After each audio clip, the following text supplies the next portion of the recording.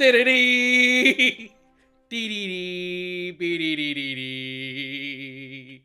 Justin, Dee-dee-dee. are you playing an organ? Dee-dee-dee-dee-dee.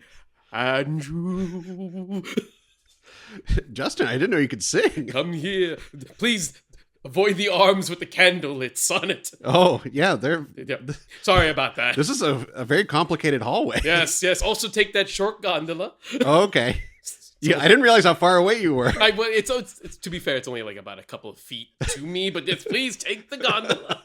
I'm riding on the gondola. Yes. I didn't know you had a basement like this either, Justin. Well, no one seems to understand me, Andrew. I know that I seem to be hideous now that I have a mask that's half on my face. I wasn't going to comment on it. Oh, you were always so kind to me. That's why you're my co-host on Nothing New, a remake podcast. Hello. I'm the Phantom of the podcast, Justin Quizon, and with me, as always, is I'm Andrew Linde. And with me forever, just a normal patron of the podcast opera. And we are here. It's October. It's Halloween-y time, of course, and we have a special episode this month. This month we'll be covering 2 adaptations of a famed French book, but kind of interesting choices of one of them, and I do want to get into that. Yeah. But let's just jump into it. We will be covering The Phantom of the Opera, 1943. And Andrew Lloyd Webber's Phantom of the Opera from 2004. This is, I want to point out, a Patreon episode. Yes. In terms of the fact that it is paid for by a patron. Not an exclusive episode. So this is paid for by a patron, and the patron that I think you're very familiar with. Yes, it's my fiance Melanie. Hi Mel. I know you listen to the show always. Thank you. Always appreciate it. But I have a question. Mm-hmm. So we're covering the 2004 film, which makes sense. I get that. Mm-hmm. But do you know why specifically Mel chose the 1943 Phantom of the Opera as opposed to the 1925 Phantom of the Opera that is both a little bit more well-known and famous because of Lon Chaney's makeup work and etc. And just as a movie, a little bit more well-regarded. So I'm curious, do you know why Mel picked 1943's Phantom of the Opera? Well, she loves Claude Rains. That's definitely a big part of it. That's fair. Okay. And I think it has become with us a very funny thing to just say my concerto. That is just a part of our lexicon where we're just like, when something is going on and we care maybe a little too much. My concerto! Yeah. Or like we're worried about something. My concerto! Yeah, it's a very funny phrase to say. But yeah, it's definitely, and I did, thanks to Letterboxd, I could see when I first watched this movie, which was with Melanie, she has it on DVD, which is, it feels very unusual to have that specific Phantom of the Opera on DVD, but it is considered part of the Universal Monsters collection. True, very true. Because it was made by Universal and is considered a remake of the 25 version, the silent Lon Chaney version. Yes. So it fits right in with Melanie loves all things spooky. She introduced me to horror movies. And I think this is one of those. It's funny that this is considered Universal Monsters because it's the Phantom. Right. But it doesn't play like any of the classic horror movies. No, like it doesn't play like any horror movie in the Monsters collection either. It really doesn't. Especially because the fact that like the tone here is so not like those other movies. Even though, hey, welcome back to the show, Claude Rains. Claude Rains was our Invisible Man. That's right. And now he's our Phantom. It's funny, though, both film. This is we see Claude Rains more in this film, technically, than Invisible Man. Yeah. But he's also streamingly in the movie less than he was. And he also, it's in both films, it's like a thing of you can't see him. Yeah. You see his shadow in this film, and when he comes back after, well, we'll get into all that, but he's wearing the mask. Yeah. And it's a larger mask than you're used to for the Phantom. That's very true. So it's a lot of funny little details where it's like, wait a second, what? They really wanted Claude Rains in this, and then they didn't want us to see him. What is your familiarity with this movie? Have you seen it before today? I have never seen this version of the story. And to be fair, I've not really seen a ton of Phantom stuff. Like, I'll get into Lloyd Webber when we get to Lloyd Webber, so I'll put that on pause. But in terms of just the cinematic version of the character, I've always been familiar with it, but I never really watched it. The only time I've heard of this version of it is a YouTube video that kind of explained all the iterations of the Phantom character, specifically the character of Eric. Even though technically he is not Eric here, right? He is what isn't he an Eric? Yeah, he's Eric Claudine. Yeah, so he's an Eric. Yeah, that's true. Okay, so he's Eric. So mostly just iterations of Eric is what that video kind of went over. So I was genuinely surprised to know that there was a version that's Universal Studios post the 2025. I'm the 1925 film. So I honestly, this is my first exposure to it. Wow. I really never really got around to watching this until last night. Yeah. I was also reminded in my research this was the first Technicolor version of the Phantom. Oh, that's cool. And then it won 2 Oscars. Yes. The only Universal Monsters film to win Oscars. For art direction and cinematography. Yeah. Which I will admit, fair. It's a gorgeous looking movie. Yeah. And man, with that Technicolor, pops, you know. So this is going to be interesting in terms of some major elements of the stories are going to be consistent between the two films.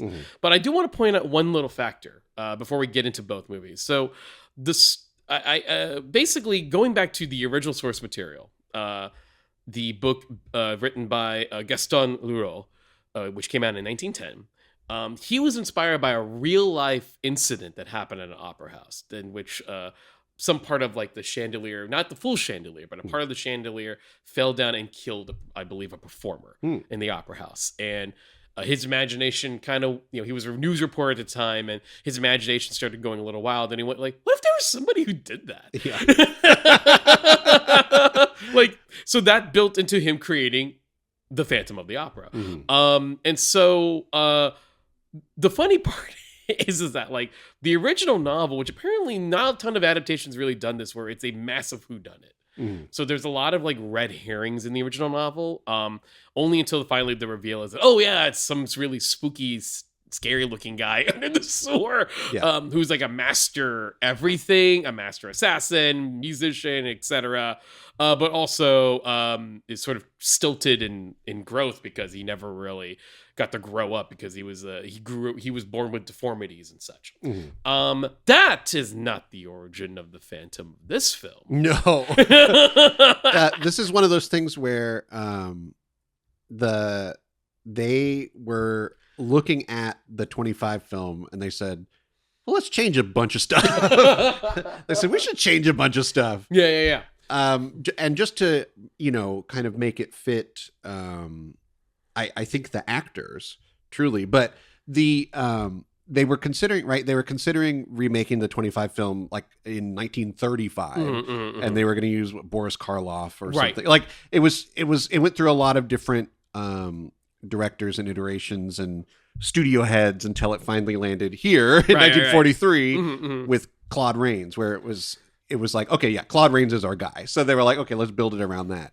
Including, I remember reading there was a version where the Phantom was going to be Christine's father. Like these are like things where they're like, well, we got to do something totally different from the 25 version, and that's where they were trying to go. And I want to point out that detail you just mentioned. When I learned about that, it sort of made the narrative of this film make way more sense, right? Because that was the original plan for this film. It was going to be that Christine, that Eric would be the father of Christine, and that's why he has such a mild, like, protections. That's why he has. It's justifiable why he has a protection for her. they took that out, and I'm not gonna lie, not knowing that until after, I was kind of going, wow, this is kind of creepy. Which I guess it's still fitting. Yeah. We are talking about this character.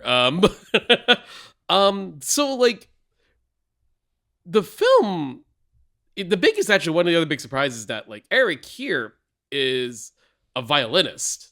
Right. So immediately, like, he is already in the world of the opera, but not kind of this mysterious figure yet. He's somebody who's kind of normal in this world, and he's middle-aged. He is the age of Claude Rains. So it's like already we're addressing Claude's age and etc., but also his placement in the world of theater and opera, you know. And the movie does a lot of other liberties with the narrative and the characters. Like, I'm only slightly familiar with the Phantom stuff, but I do know that the character Raoul is a major part of the story. But here in this film, they've splintered Raoul into two characters. Yeah, pretty much.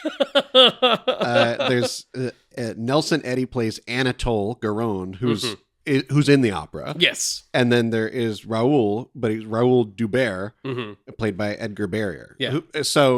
It's splintering Raoul is a good way of saying that. Yeah. But I think what's interesting about their way of doing it here is it gets back to what you're saying the original novel does, is the whodunit. Yes. Because it allows them to paint Anatole as a possible phantom. Like when a murder occurs, he's one of the only guys. He's chasing the phantom. Yeah. And they're like, "Well, we were chasing you."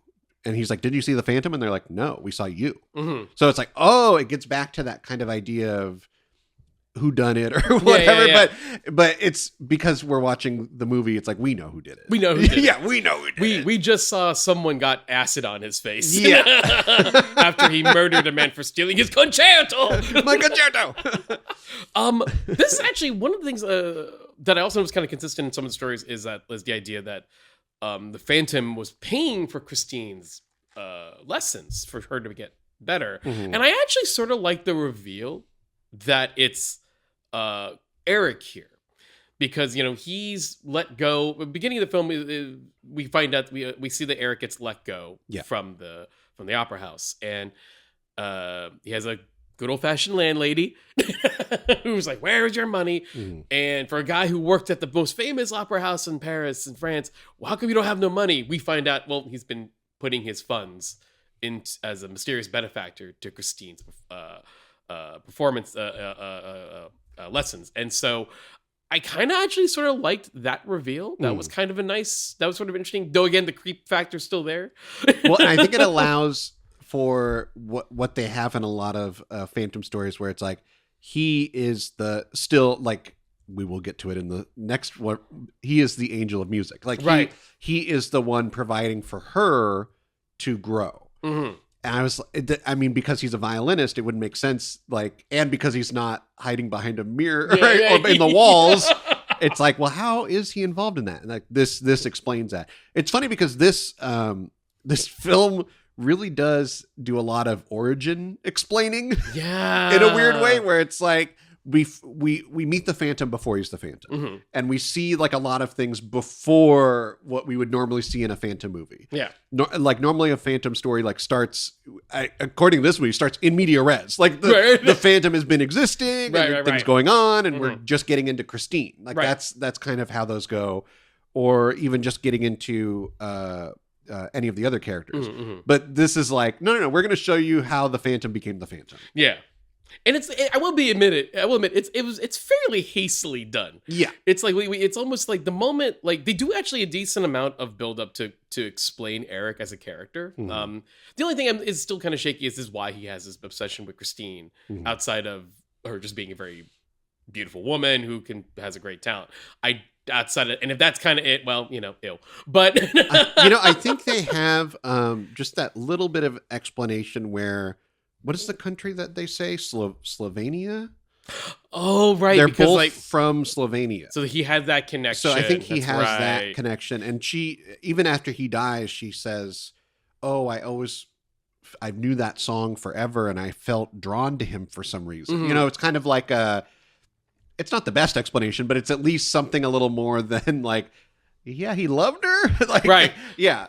That's a good thank you for reminding me about that. It's one I kind of wish they explored that angle a little bit more in the beginning before. Because that's actually not bad. Yeah.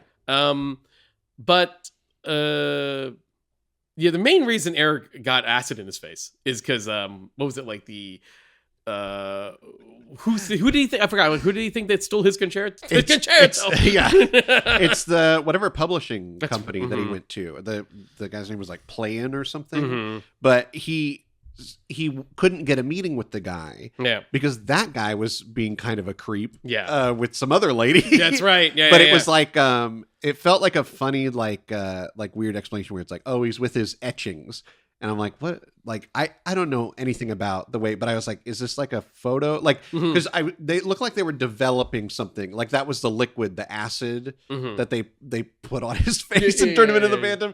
Was like some kind of plate or some kind of photography thing that this guy was doing in private with this lady. And then he busts in Claudin and he's like, where's my concerto?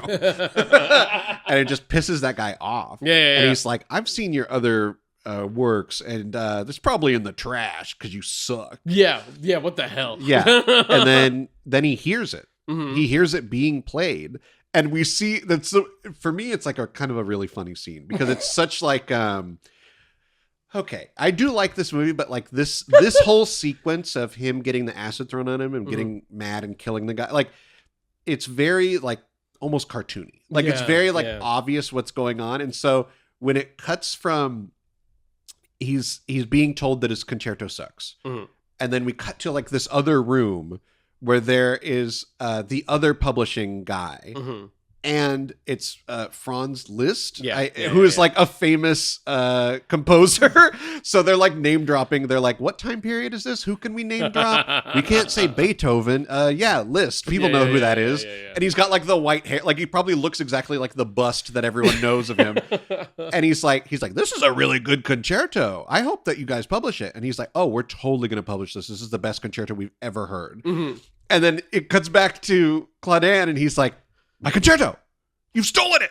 It's like, if y'all just chilled for like, if he took 1 second, 10 minutes, 10 minutes to hear this one was gonna work for you, bud. Yeah, it was all gonna work out. So it's like it's his own failing, but it's because you see that buildup, like you're saying, when he gets fired from the opera, the maestro says, well, you must have a huge savings because you've worked here so long. And he says, and of course we'll save a seat for you in the in the audience because we appreciate your work. And then his landlady is like, you're going to die with all your money. Spend your money. What are you doing with your money? And, it's this buildup of like, oh my God, he's desperate. And he even goes to the lesson and he's like, well, can you keep teaching her even though I can't pay you yet? I'll get some money.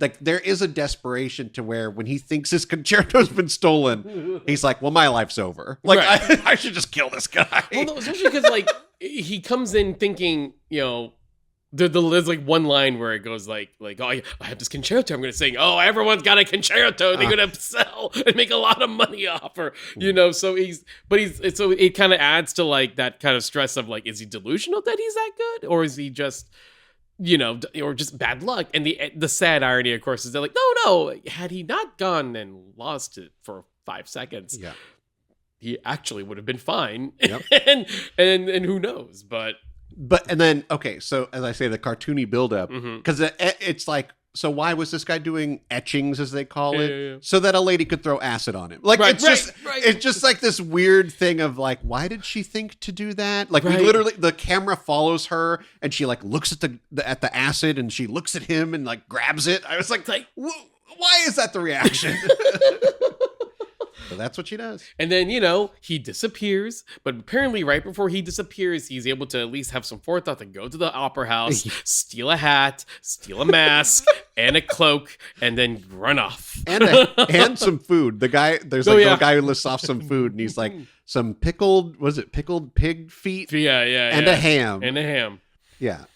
But then, this movie is kind of all over the place because I believe... So this director, we haven't even talked about the director. He's Arthur done, Lubin. Yeah, he had done a bunch of movies around this time period. Well, no, he's won some of the stuff. To kind of give him an idea of his filmography, he's done some like Abbott and Costello films, which that makes sense. That's what my thinking is that this was perhaps in his wheelhouse of, well, could we do Abbott and Costello Meet the Phantom? Mm-hmm. And that's why we have the split character of Raoul. Raoul. That's why there's like these that would have been Abbott and Costello fighting for the attention of Christine, and that's why by the end of it, neither one of them gets her because it's Abbott and Costello. It's 100%. No, that's a choice I'm curious about, is the choice of splitting Raoul into not only two characters, but the kind of do these very extremely lighthearted comedy beats with those two. Let's be fair, this movie isn't really horror. No. Like, it's kind of like there's some intense-ish here, but it's not really horror. It's not particularly trying to be scary. And I wouldn't say it's a full-on comedy, but I would not say there's not lighthearted comedic beats. There are entire scenes where the whole purpose of the scene is silliness. Yeah. Like, it's just characters like making faces and saying funny stuff. Like, there's the what is that? The stage manager who he believes that the Phantom is a man with a long nose and a red beard. Right. So he keeps doing the hand motion where he motions to his nose and then to his beard. Right. Like as if to say it's the Phantom without saying it out loud. The other thing about he does that like 4 times. He does it like a bunch throughout the movie. The other thing is that like he sort of does this talk about like apparently he's always believed there's some sort of phantom in the opera. Yeah. Phantom in the opera. And like he's always going on and on. And the movie implies that Eric hears this.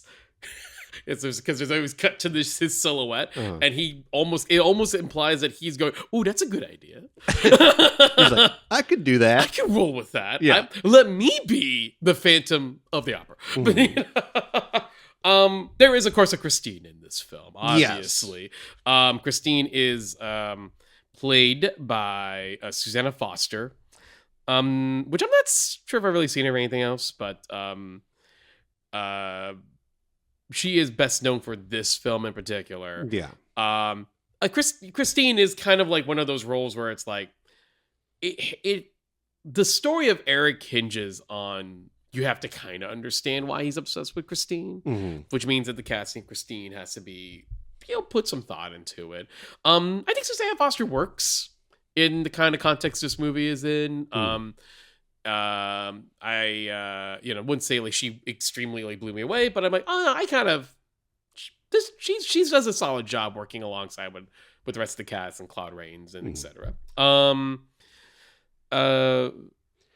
She has this interesting in this film. This is, I think, a very unique to this film thing about Christine because of the split of Raoul, where it is her attention is divided between Anatole and Raoul. Yeah. And the Phantom is never seriously considered as a romantic interest or anything that she would be interested in. Right. But here it's choosing between, does she want the life in the opera or a life outside the opera? They brought that up. So that's kind of a split. And when you get to the end of the movie, she actually chooses herself. Yeah. Like, I think it's a very weirdly forward thinking. I think it only works at this time because it is presented as a comedy. Yeah. As a comedic moment of her choosing neither suitor. Right. And choosing herself.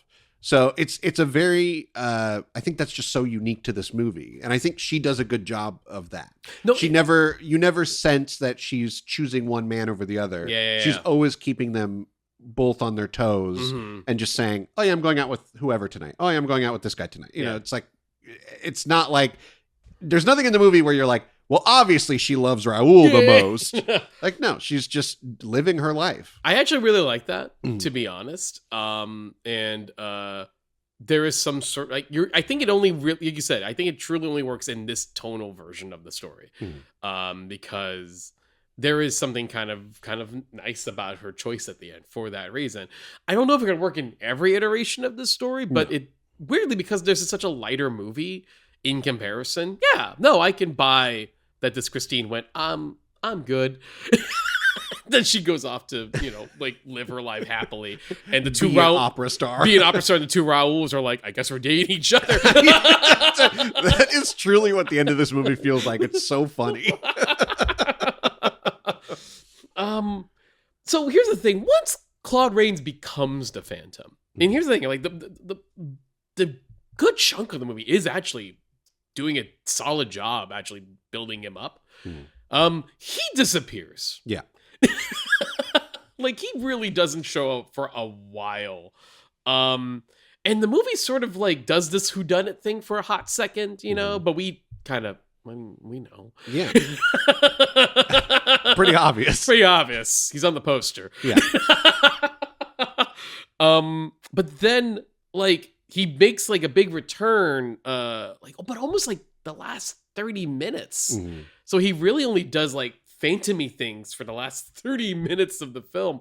While there was a ton of operatic performances. Yes. Like a lot of them. I'm not sure if I particularly like watching all of them. I think I was reading that reviews at the time were like, they were like, well, yeah, it's supposed to be a horror movie, and it also has these elaborate opera sequences. Yeah.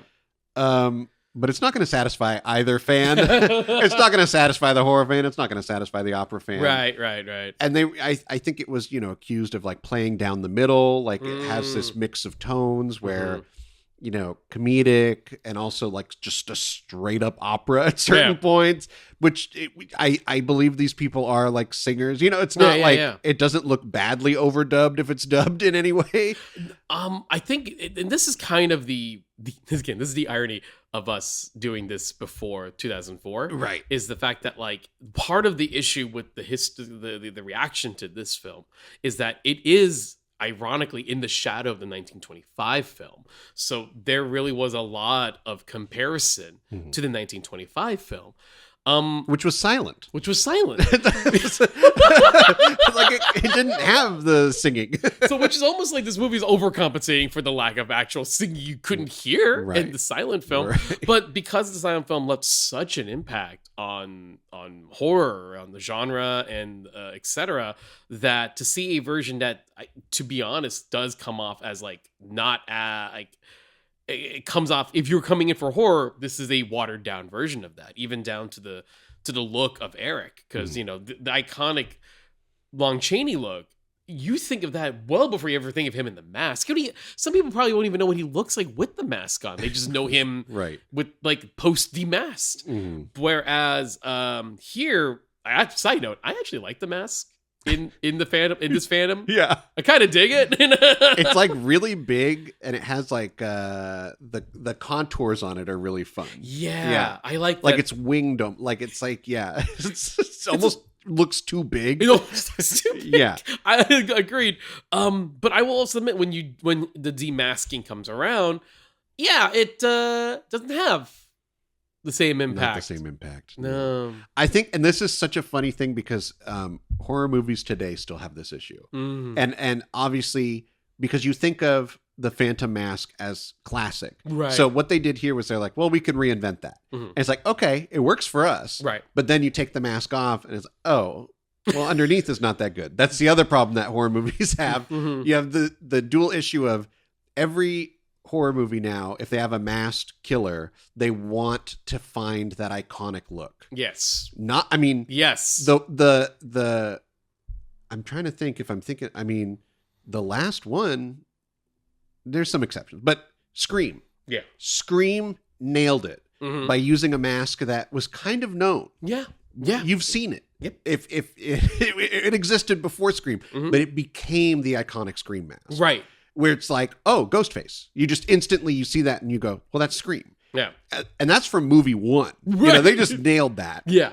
Because the other way of doing it is like the Halloween mask, the Michael Myers mask. Right. Which is, we take something that you kind of know, invert it, and make it extra scary. They took a William Shatner Captain Kirk mask, turned it inside out and spray painted it. Yeah.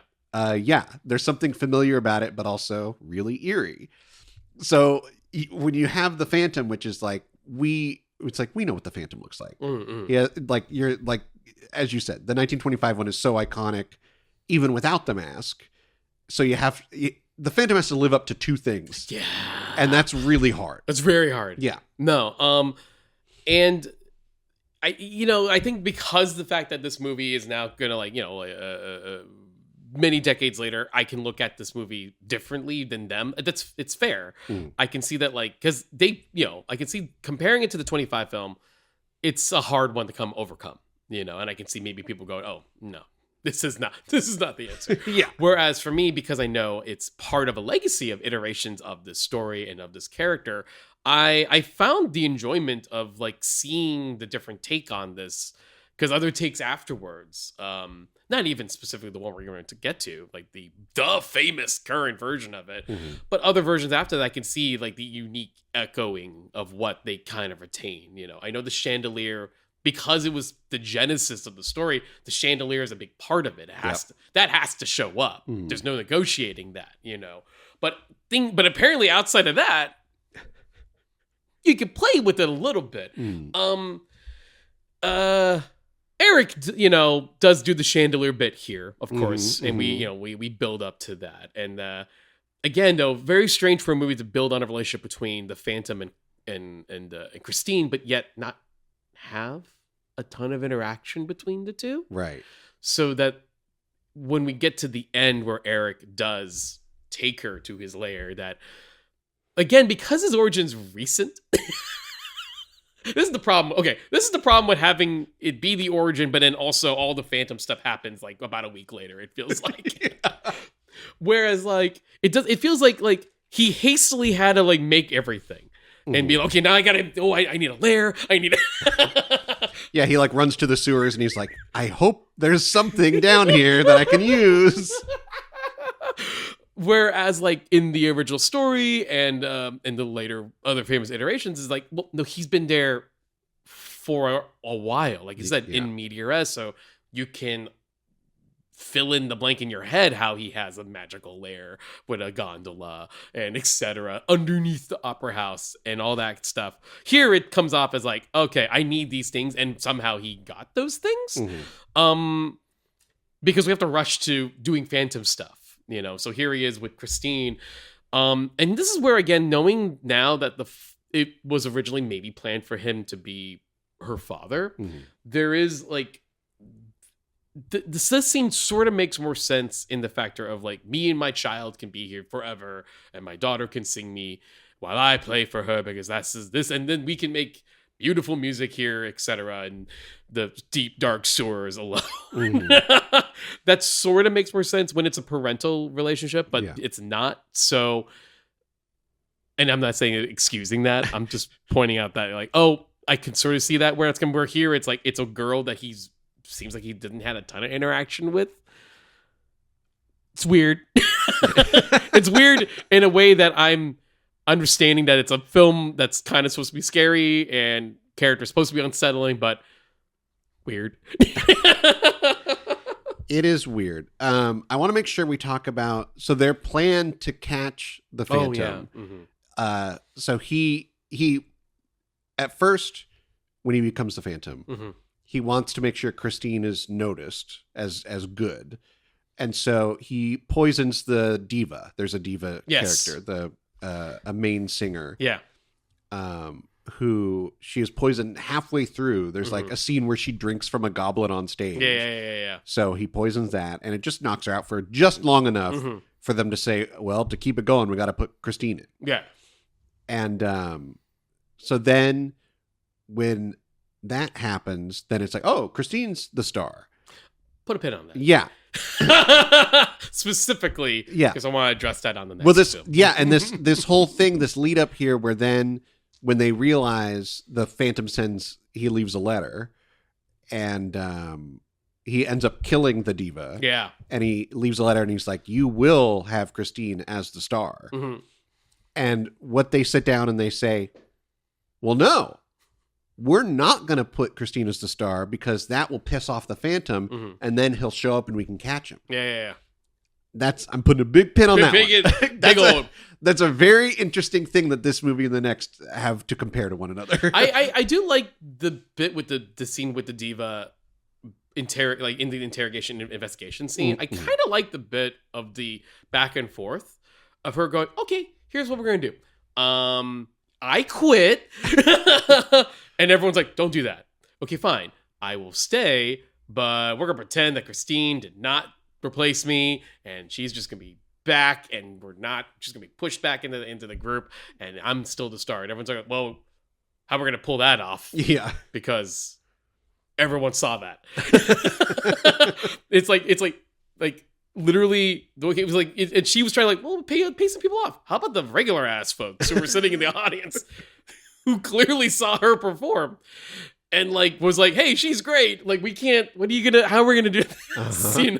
So I kind of like that bit because almost weirdly is like I wouldn't say it justifies her murder, but it's also like, she's kind of a jerk about this. Fair, she got potentially could have been killed. Fair, but also she took it as an opportunity to negotiate. Like, that's so weird. But yes, thanks. We'll keep the pins. But going back to so we're going to the finale where they're performing, and this is kind of they're performing that song that Christine can recognize from etc.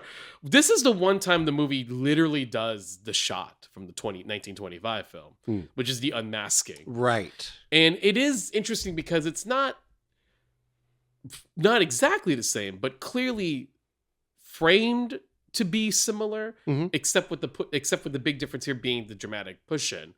But it is the one shot of them going, oh, we got to do the bit.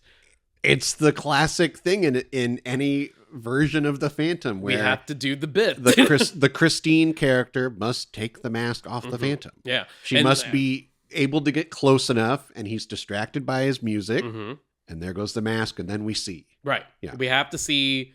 And here's the thing, going back into the 1925 film, the famous story goes that when audiences saw Lon Chaney's face for the first time, audible gasps, freak out in the theater because people weren't used to the concept of creature effects and makeup effects yet. So when they saw him, they literally, what the F is that?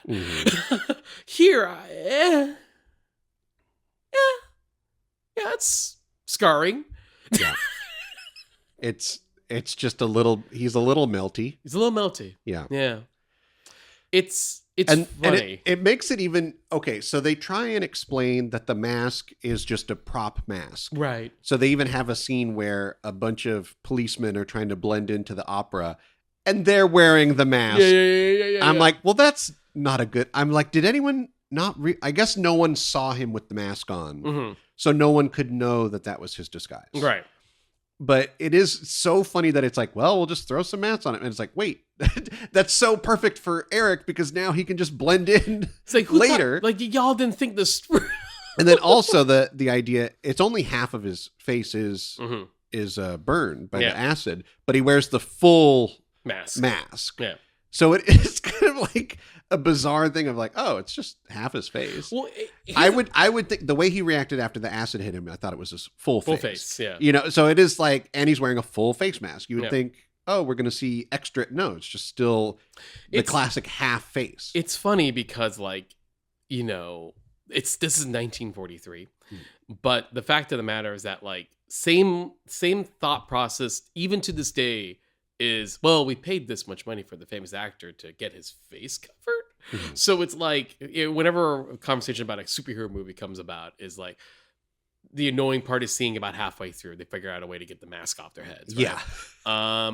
Here, same deal. We paid for Claude Rains, so we're going to see as much, unlike the Invisible Man, because that was him right at the beginning of his career, or he's about to come out. We need to see Claude Rains. But the problem is that we will do the mask, but then when it gets to the scarring, they've decided only half because we still need to see Claude Rains. Yeah. The irony of that, going to Lloyd Webber really quick, is that I know that the reason Eric has a half mask in the Lloyd Webber version is because when they were doing practices and rehearsals with the full mask, the microphone was the mask was in the way of the microphone. Wow. So the only reason they did a half mask was like, okay, we need the microphone to work. So they made the half mask, which in turn meant, I guess that means only half his face is scarred. But the irony of that is that it becomes the iconic Phantom look because of the Broadway show, despite the fact that the poster for Phantom of the Opera is the full mask.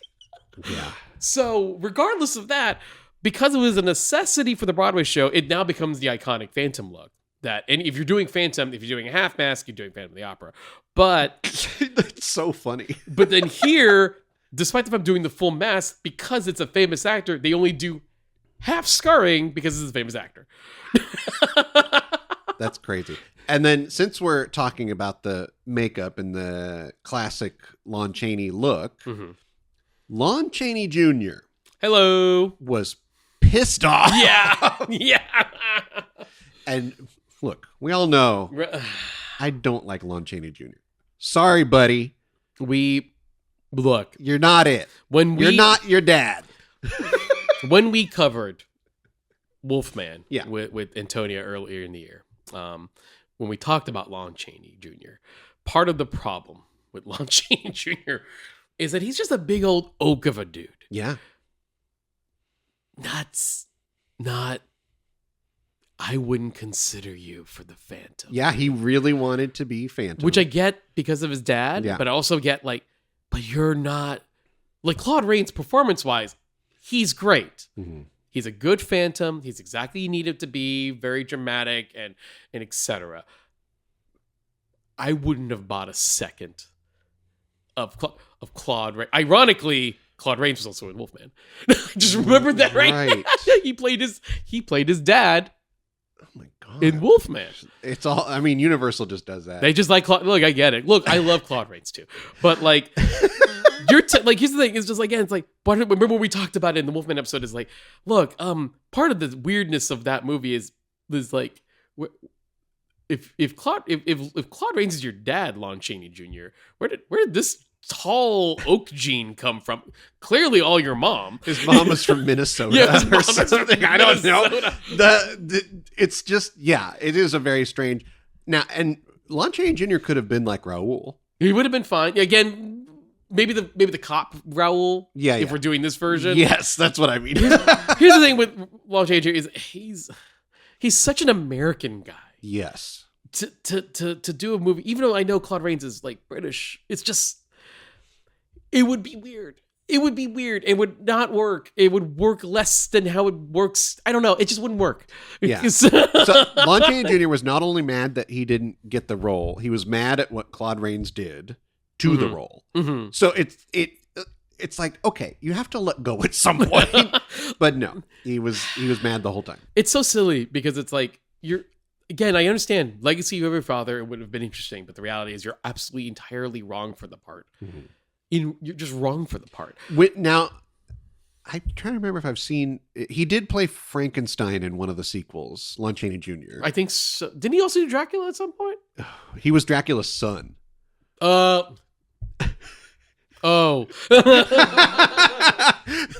They were like, look. I think I can't remember if I've seen it, but I'm like, yeah, he could do a Frankenstein.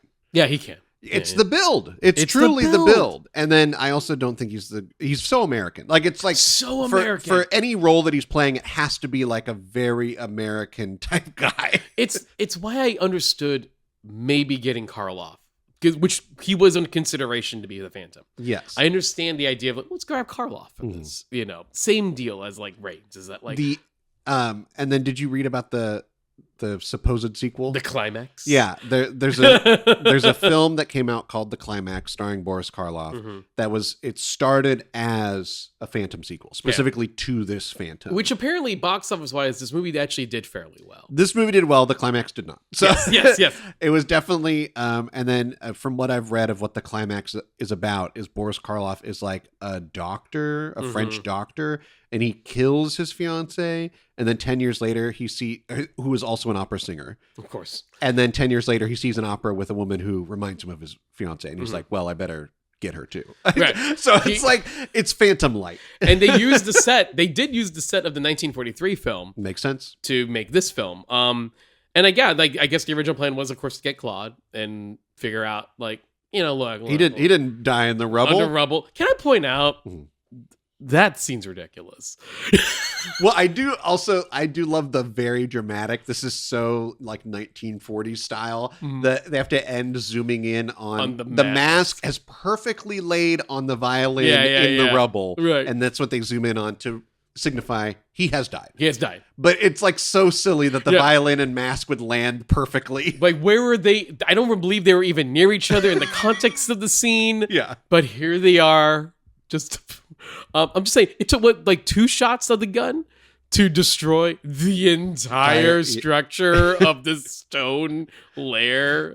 It's also very funny the way Raoul says it. He's like, it must have been the shots from the gun. And it's like, well, you fired them, dude. We hurt. You were going to shoot him. And Anatole stopped you, and I guess you just kept pulling the trigger.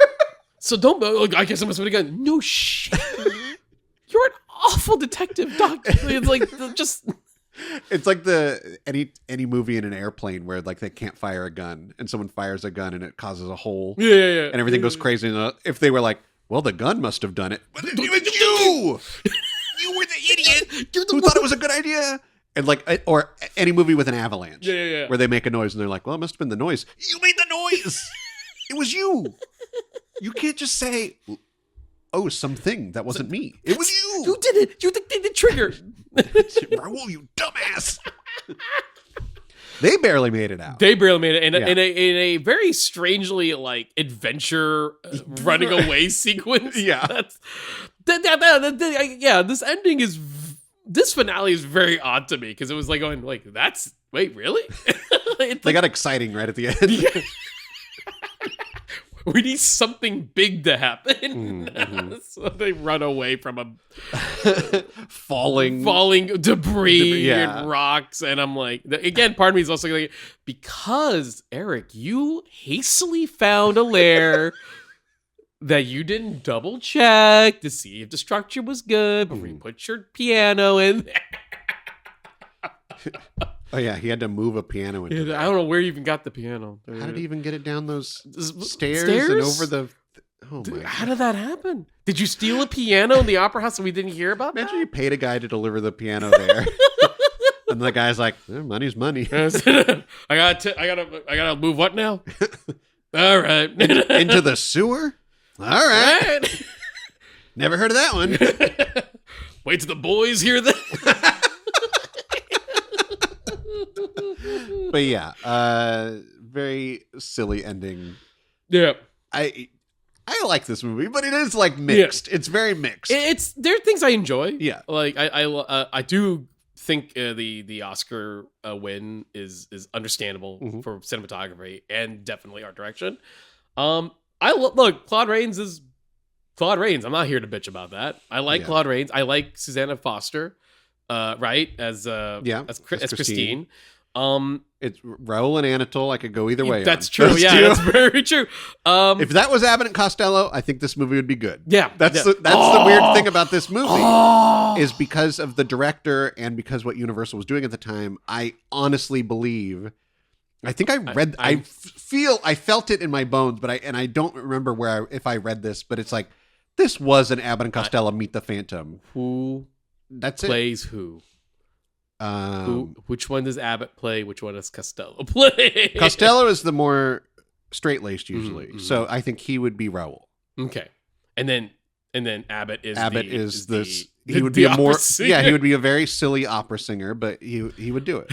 Yeah. Oh, Christine, I'll make sure that everyone will know about you, and I'll help you.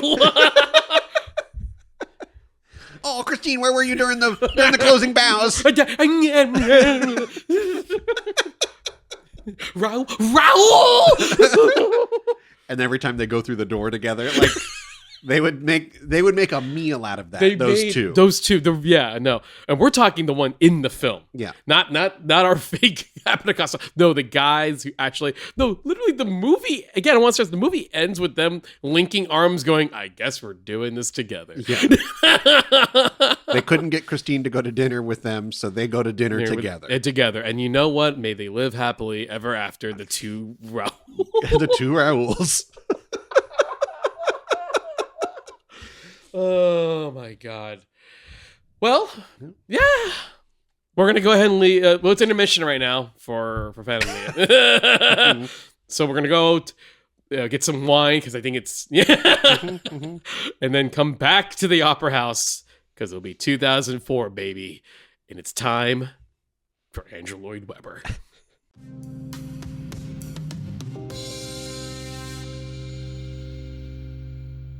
To all who come to this happy podcast, welcome. Anna Musings are your musings. Here age relives fond memories of the past. And here youth may savor the challenge and promise of the future. Hi, I'm David. And I'm Kayla. And if it wasn't readily apparent from that, we're huge nerds about Disney. That's why we're doing the Anna Musings podcast. Once a month, we'll sit down and talk about a film in detail from the Walt Disney Animation Studios filmography, covering them in chronological order, from Snow White to Moana and beyond. To Moana and beyond! Sweetie, we're not doing Pixar yet. We'll do that after. And that's gonna be a long time coming. Anyway, if that sounds up your alley, come join Kayla and I, and maybe a guest or two, as we explore the Disney animated canon, film by film. With the hope that it'll be a source of joy and inspiration to all the world. Ooh, nicely said. Don't thank me, thank Walt.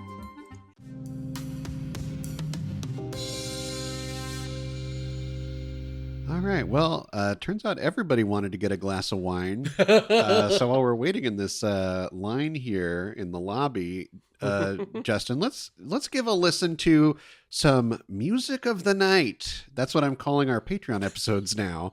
Here's a preview of this month's. Title, I don't know what. Calling it Phantom of the Mall, Eric's Revenge makes it seem like a sequel. But there is no Phantom of the Mall that isn't Eric's Revenge. But I think that's something I kind of appreciate about it, is the fact that it's acknowledging that, like, Eric is the known name of the Phantom. Mm-hmm. So the idea that they just want to throw the little extra spice and call it Phantom of the Mall, Eric's Revenge. To really throw in there. The poster that I'm looking at, there's no other way to say this. It looks like the Toxic Avenger. Like, it does look like Toxic Avenger. It's like the most Toxic Avenger look I've seen on a Phantom. Also, I want to point out Pauly Shore's in the film. Come on. Pauly Shore, if you're familiar with the original text of Phantom of the Opera, Pauly Shore is essentially the Persian character. What? He's not called that in the movie. He's Pauly Shore, but he sort of takes the place of that character from the original novel.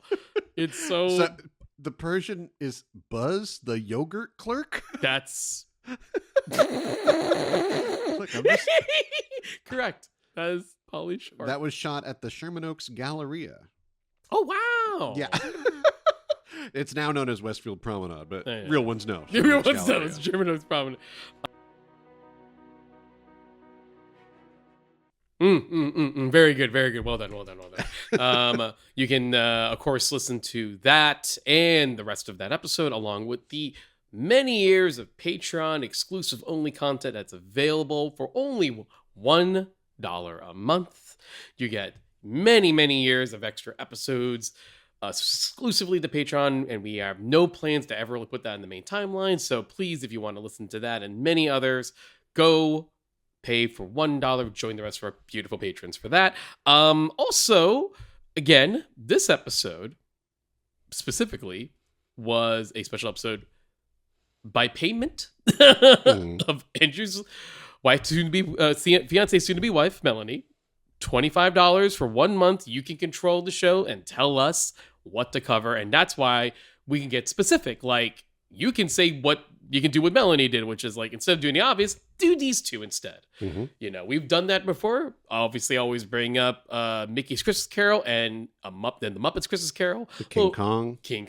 Yep. Not Godzilla, Power Rangers, yep. And more. And if you would like to do that as well, let us know. We'll be happy to do it. Now, this is another special announcement here. We will not be having a November episode because as Melanie is my fiance, wife to be, we're getting married. Yeah. So gonna make November a little tough to record an episode. It'll be a breather episode. Yes. And that's it. The breeder month. Take your time. You definitely need a nice month. Yeah. So we'll be back for sure in December, and get ready, because we will, 1, not do a Christmas episode this year, but 2, we'll be covering The Running Man. Yeah. with Schwarzenegger, and The Running Man, directed by Edgar Wright. Very excited for that just because I'm a big Edgar Wright fan. So I come back for that. What a special guest. Who that will be, wait till we announce that later on. But I think, okay, here's your wine. Oh, thank you. All right. This is going to be interesting, Andrew. Because you took a big sip of that wine. I did. You're like, ooh, here we go. All right. See, this is kind of a different beast as opposed to talking about the Claude Rains film. Sure. Which, weirdly, is a remake of the 25 film. So we actually have to point this out. I'm going to reiterate our question once again that we usually start every episode with, but a little different. And I normally know we don't do this in the second half, but because of the uniqueness of this project, I feel like I have to do it here. Andrew, when was the first time you were aware of Andrew Lloyd Webber's Phantom of the Opera? I saw this in theaters. You saw the movie? I saw the movie. But how about... And then I did eventually see a stage production of it in Las Vegas. Were you aware of the production before the film? I don't think so. Okay. I don't think I really cared. I was very... in high school, even though I was involved in theater, I did not care for musical theater. Okay. Interesting. Yeah, I feel like... And it was another thing of like... I wasn't into horror movies. I wasn't into romance movie. I was very specific in like, I like an action movie. I like a comedy. And so this was not anything that would have been on my radar because it's a romance musical theater with horror origins. That's just like nothing to me. That just like, I remember, I must have seen the poster. I feel like the poster is so iconic. I've seen it. Yeah. But it just meant nothing to me. Absolutely nothing. And then I don't know if it was a group of us or my high school girlfriend, we went and saw this film and I was like, oh boy. High school me was like, oh, what a snooze. They're singing again. What's with this weirdo with his mask? Oh my God. Yeah. And then you saw a stage version of it. I saw a stage version of it. Okay. I remember only being excited for the chandelier because That's fair. This was the Vegas production that had it was where it was for years.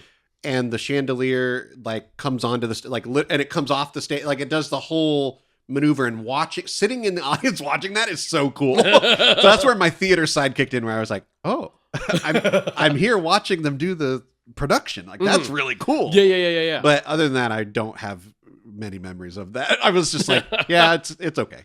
So I was always aware of this production. It's a show that was very heavily advertised on TV when I was a kid, especially because like LA had a very famous like run of Phantom of the Opera. So I was always aware of Phantom of the Opera being like probably Pantages or something like that. I might be wrong, but they were heavily advertising whenever Phantom's back in town. I even remember one night I was dropped off at my aunt's place because she lived in LA because my mom and dad wanted to watch the production. Wow. So I remember seeing the commercials for it. I always, not gonna lie, I was a big scaredy cat as a kid, so I always thought that looked scary, so I didn't want to watch it. I knew it was a musical, but I don't know. My brain went, horror. The irony is I love horror now. But, Yep. but back then I was like, absolutely not. And I moved on. But, I eventually became like a theater fan and like musical. And I grew into becoming a fan of musicals as well. But I never saw Phantom. Never really got around to it. And my exposure to finally watching a version of Phantom of the Opera was during 2020. So back in 2020, Andrew Lloyd Webber, as a way to kind of deal with everybody was trying to figure out ways like how can we create distractions while we're all stuck at home. And so Andrew Lloyd Webber did a thing where he had a YouTube channel that basically this every other week he will air for the weekend filmed versions of his plays for free. No commercials, no ads, except for donations to charities and such. So that way so it wouldn't be like original, like famous productions, but productions they were able to film. So like Jesus Christ Superstar, etc. And the three I watched during this period, and one of them's a Patreon exclusive. So, like I'll talk about that in our Patreon. But one of them was Cats, because I was curious, and the other was Phantom of the Opera. And this was probably a 2018, 2017 production, maybe. And I watched it. And I remember posting online, I don't think I'm an Andrew Lloyd Webber guy. Yeah. And I saw two reactions from that post. One is from other theater okay, they're both from theater. They're both theater folks who were commenting. Yeah. But one was one group going, yes, welcome to our half of the party. Right. The other was, well, you didn't watch it right. I mean, you watched it at home, and you watched it on YouTube, and you didn't watch it in theater. And I'm like, okay, fair. But also, like, I wasn't really feeling the music except for a couple of the big numbers. So I'm not gonna lie. When you said, "Hey, we're gonna cover this," I did go, "Oh no!" You're like, I thought I was free, but now I have to watch this movie. So, I do want to mention. Okay, Andrew Lloyd Webber. So you mentioned Jesus Christ Superstar. Joseph and the Amazing Technicolor Dreamcoat. I feel like that's something that I remember. I never watched it, but it was like, those are the commercials. Yeah, I remember that one too. That commercial I remember so. I'm like, why? Well, that show in particular is just me going, I'm sorry, what's this about? Yeah. And it was Donny Osmond, right? Yes! Yeah, and he's like spinning around in a coat. I'm like, I don't know what the hell this is. What is happening? And that was back when I really went to church, and I'm like, I don't know this story. What the hell? Evita. Yes. Which is having a very popular run right now. Yeah, right? with Rachel Zegler. She just yeah. finished it. And of course, we had the Alan Parker film with Madonna as Evita, which, you know. That's a choice. That was the choice. Cats, as you mentioned, which is very funny that you watched his production after the film. Like, the brain rot was hitting you hard, huh? Brother, what were we doing in 2020? Let me tell you something. Not a whole lot. Yeah, it's true. Now, okay, I only want to mention this one because I've always been fascinated by it, because when I was in high school in our theater, no, it wasn't even in high school, it was in middle school, in the theater room that we had posters for stuff. Oh, yeah, sure. And I'm sure Phantom was there. I just do not remember it. What I do remember is Starlight Express. Because it's like a neon train. It's like insane. That show, I remember those commercials so vividly, but also I didn't know what I was looking at. Yep. Like Joseph and Technicolor Dreamcolor, Joseph and Technicolor Code, whatever. Like that show was like, I'm sitting there going, what is this? And then watching the commercials for Starlight Express, I was like, what is this? Like, are they robots? Are they aliens? And then I learned it's a show set in the world of a child's playroom. Oh. And they're the toys of his train set. Right. Yeah. And I'm like, that still doesn't make any sense. It's like after Cats, he fully lost his mind. Just like, what else is there? Trains? Toy trains?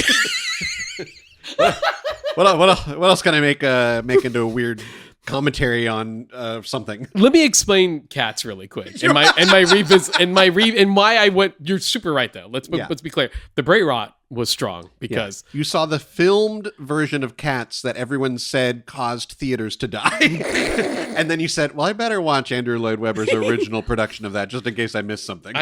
So the reason is like brain rot, 100%. But also it was like there was a part of me that went, okay.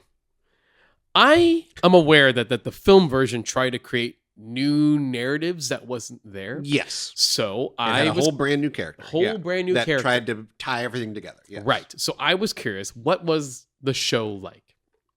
And then I realized at the end of the show that I went, oh, I get it. This is not a narrative show. Yeah. This is a showcase. Mm-hmm.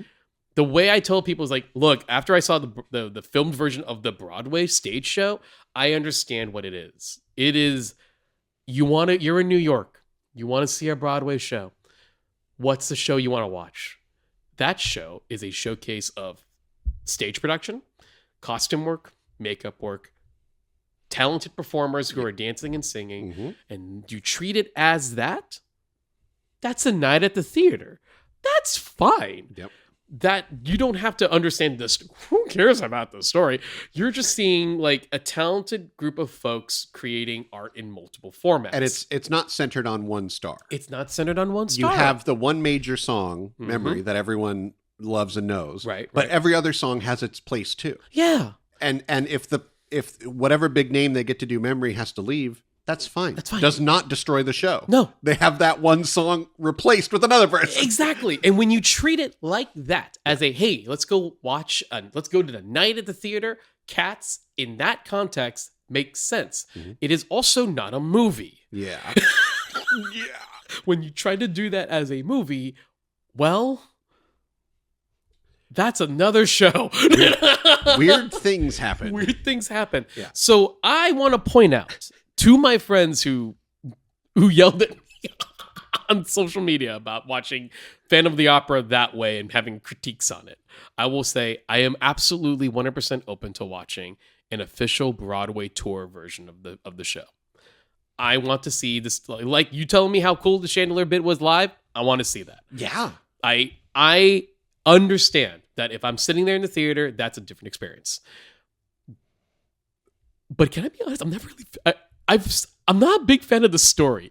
So, and I'm realizing this is where my line in the sand is with Phantom is like, oh, I don't really like this story. Yeah. I get that. I want to continue through his list. Please. Because we've just now gotten to 1986, The Phantom of the Opera. Then the next big one I would say is Sunset Boulevard. Oh, yes. Which is also having a current run with Nicole Scherzinger? Scherzinger, yeah. And then we get into like the more modern stuff. I'll just say it, and this is our little teaser. Love Never Dies. And then he did a Wizard of Oz. I did not realize that's this. different. And he's also responsible for School of Rock. And wow, I forgot about that. His most recent credited musical is a Cinderella, which I kind of yes, they call it Bad Cinderella, I think, which I think is the fascinating choices going on there. I truly forgot he did School of Rock. School of Rock, yeah. The musical. But yeah, he is prolific. Like this is Andrew Lloyd Webber is, like you said, he has his fans, and you're not one of them. It makes total sense to me because I don't think I count myself as a fan of his either. I'm just like the one I have just like you said, I have the morbid fascination with. I want to see Starlight Express because I'm just like, what could that even look like? They roller skate, Andrew. What? I need to know. I want to put this on the show. Yeah. If Starlight Express ever shows up in our area, I will watch it with you. Yeah, let's go. I would be so down to watch that. It's so bizarre.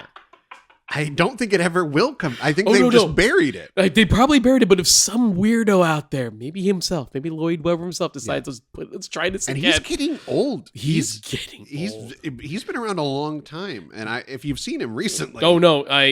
Yes. Hey, how old? Let me get a quick fact check on age. 77. He's pushing it. Yeah. He's pushing it. But I will say, I will be on record right now.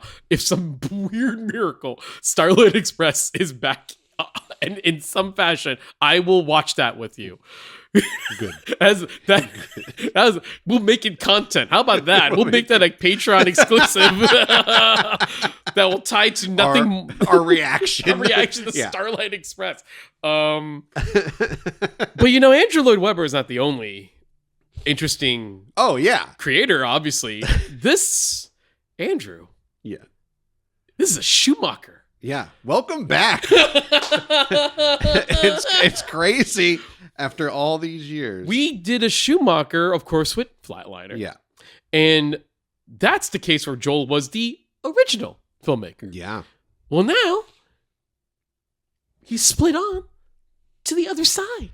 Well, he is now the man in charge of this. It's very funny. I do think the argument can be made that this because it is the first filmed version of the musical. You're right. That was a big part of the marketing. I remember That's was true. that they were like, "This is the first time ever that you're going to see this." And I even seeing that at that age when I was in high school, not knowing that much, I was thinking, this movie existed before. But they were saying the musical. Yeah. It's the first time that this specific musical version is on the screen, whatever. And as recently as this year, Andrew Lloyd Webber said, I'd remake it.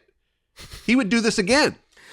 He would fund another production of this for a film. It's been 20 years. That's the way it goes, I guess. We'll get to that. Oh, God. I mean, I also get it. Of course, sadly, Joel Schumacher passed away in 2020. Right.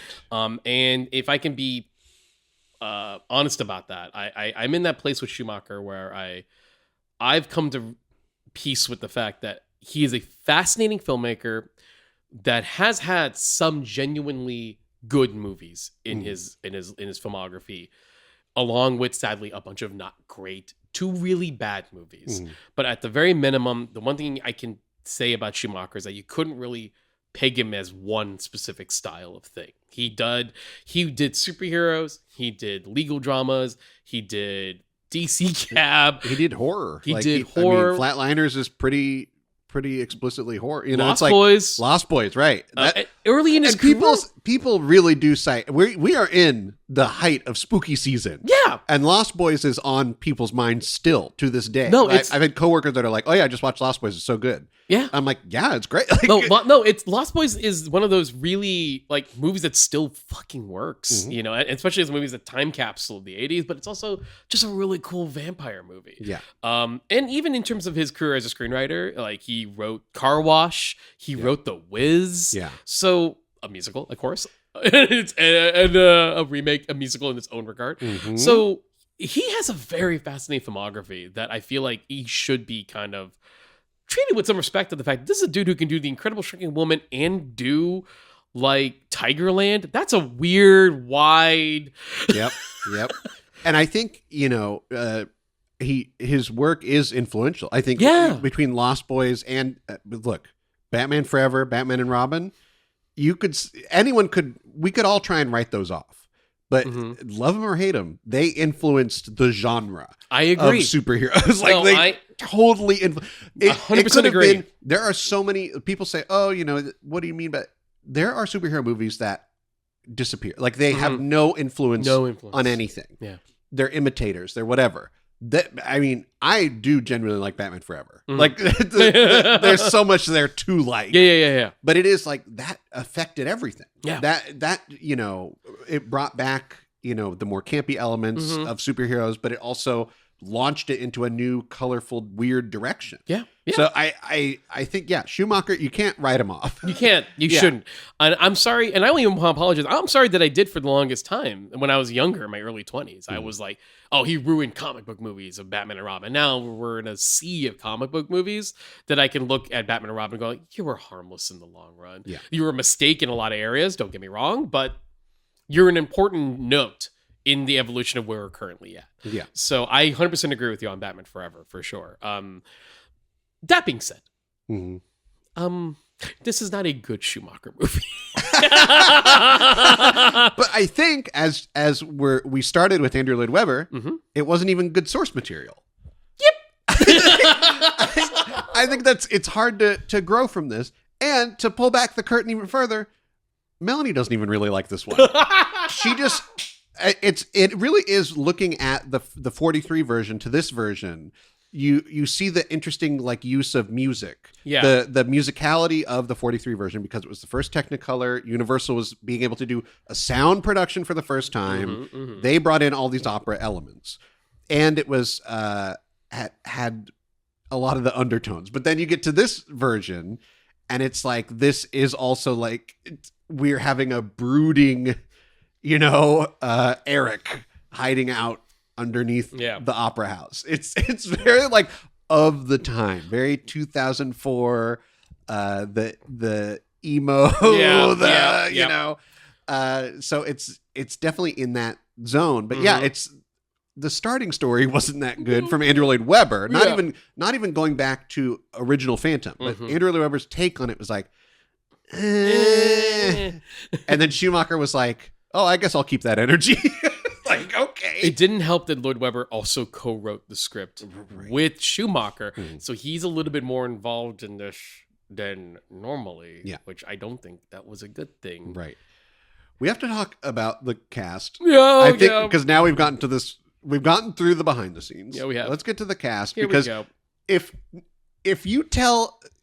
there's someone in a coma for 25 years or whatever, Yeah. and they wake up and you're like, oh, you missed they made a film version of the Phantom, and you're like, what? Who was in it? Gerard Butler, and they're like, what? He was Raoul? Is like, no. At that time, he was still new. He was the Phantom. What? This is not a man known for singing. This is not. You look at Gerard Butler now, and he's got the Lon Chaney build. You know, like he's just like a big guy, and he's not American, but he's gruff. And need I remind you, he was also Dracula 2000. Right.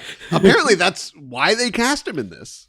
So, and we're gonna get to the rest of this cast. Yeah. But we have to focus on this Gerard Butler thing. So apparently, one actor that they were very close to trying to get, but his schedule, because of another, ironically, it's a Universal movie about monsters, is the reason why this actor couldn't do it. But in hindsight, was probably the best choice. Hugh Jackman was offered to play Eric. Yeah. And let's think about that for a hot second. 2004, Hugh Jackman, who has Broadway experience, is the right age, the right look, and can sing. Yeah. Ironically, he was busy with Van Helsing. Yeah. Bizarre. Absolutely a bizarre. The Universal Pictures movie Yeah. in which he fights Dracula the Wolfman and is helped by Frankenstein's monster, whatever. Yeah, I think so. But the irony is Universal Studios' monster movie put Hugh Jackman off the list, and they went, well, how about the guy who played Dracula in the Dimensions film? Yeah. Gerard's terrible. I'm just going to say it. I didn't mind his singing. I think there's something about the way he plays the Phantom is especially vain, which is a weird thing. Because yeah. I guess I guess a core element of the Phantom is he's hiding his disfigurement, or however you want to. This film has it go back to being a birth, something that he's had from birth. Yes. So he is vain in that way, but he's like especially vain in this one, which is I was like, that's a little off. He's too much here. The Scottish accent comes through, and it's really off for me. I have a problem with his singing. I think of his delivery to hell. Ooh. I think it's because of the Jackman connection. I am thinking of Les Mis, where Russell Crowe couldn't sing for shit. And I'm like, well, at least he's better than that. At least he's better than a fully non-singing actor really trying to sing and just not getting it at all. Side note, did I ever have you listen to my Russell Crowe singing impersonation of Les Mis? Oh, God. Stars, the fall of the island. Yeah. No, and well, Gerard's just too gruff. That's the other problem with it. He's just way too gruff. Like the scene where, like you said, every Phantom iteration has a scene where Christine takes the mask off.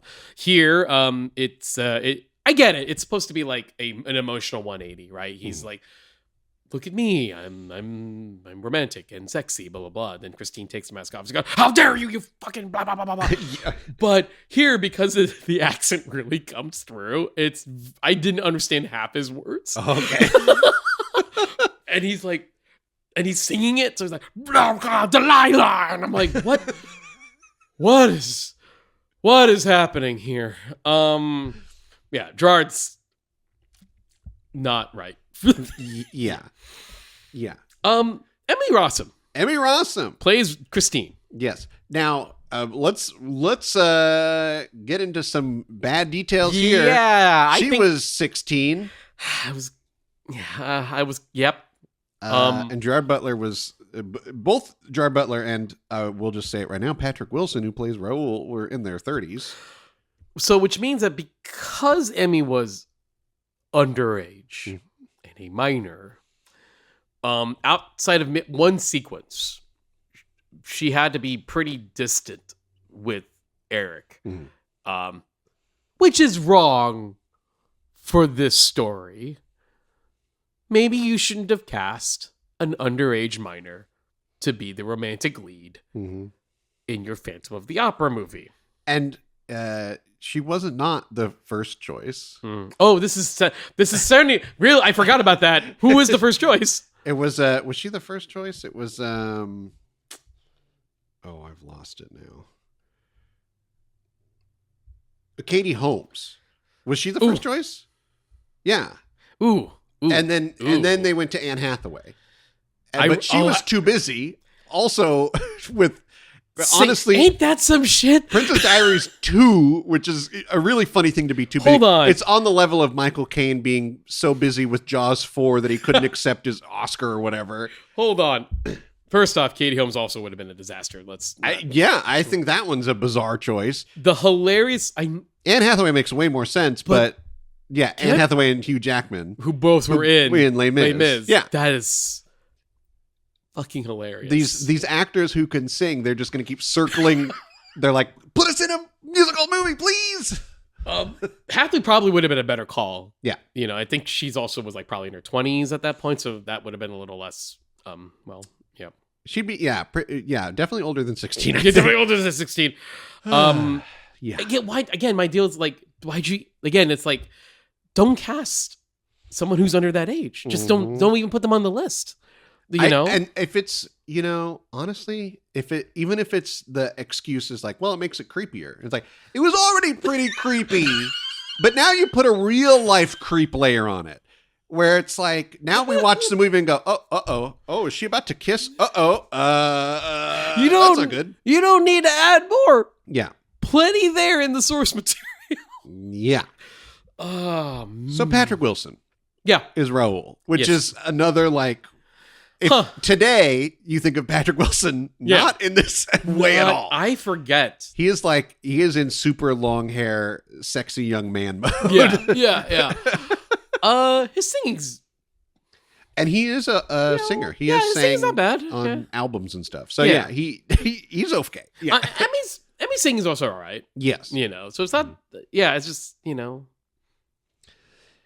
a bizarre trio.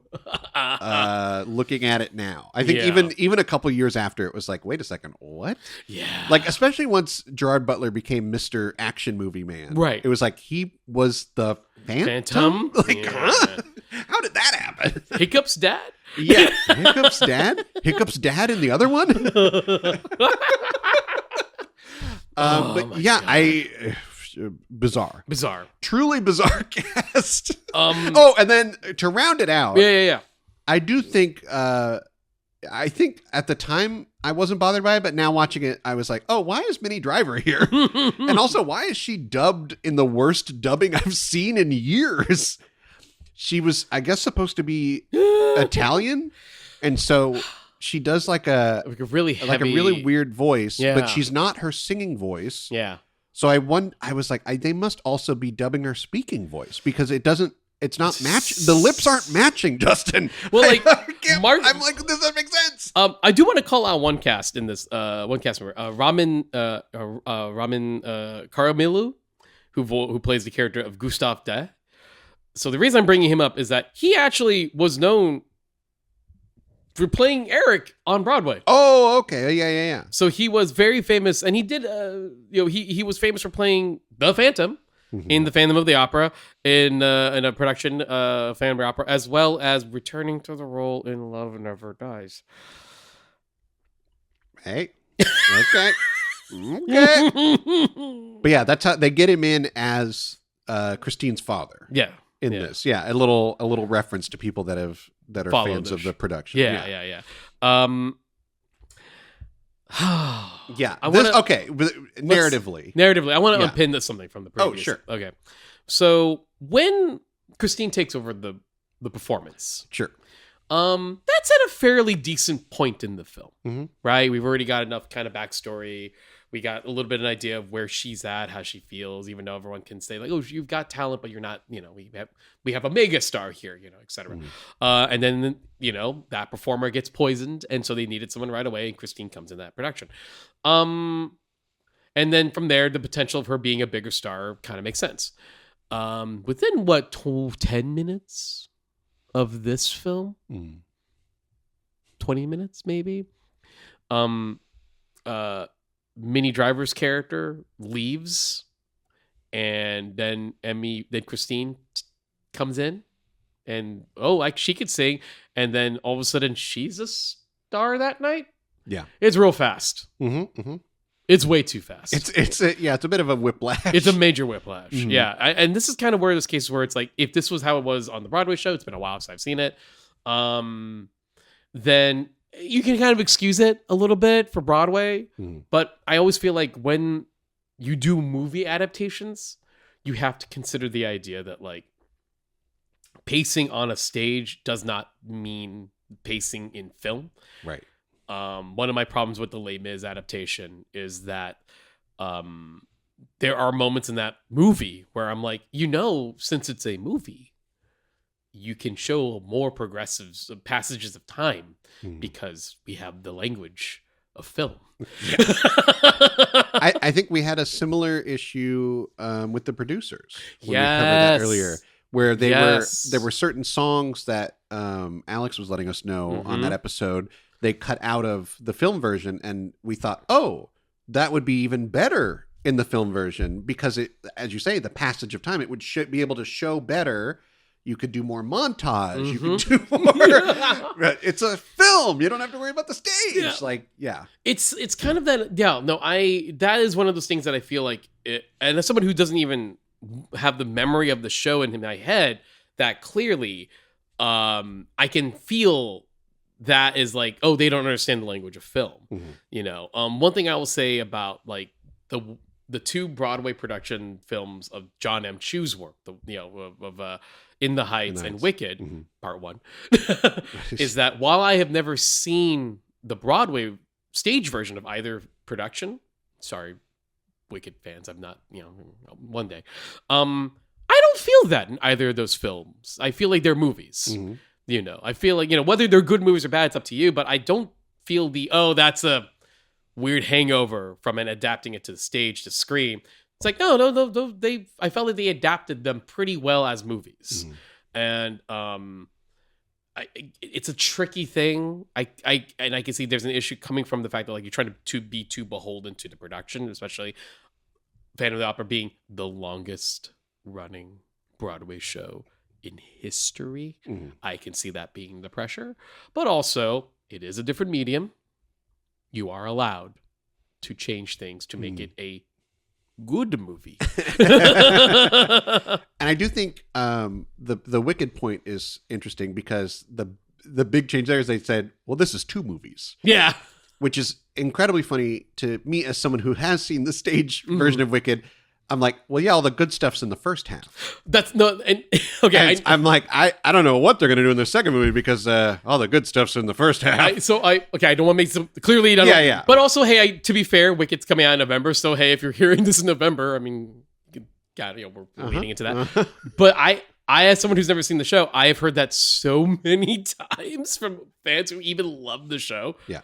So I am with you in the fact that like, hey, this is a case where if you have some hubris, Sondheim, maybe you might be aware of the critiques on the second half and make some improvements. I believe that is what John M. Chu is trying to do. I think he's. I mean, I don't know anything except what I've read online. So Sure. whatever. But it appears like he's going to insert the Wizard of Oz, Dorothy, and Tin Man, and those characters more their journey, which is something that in the second half of Wicked is hinted at. We know stuff is happening.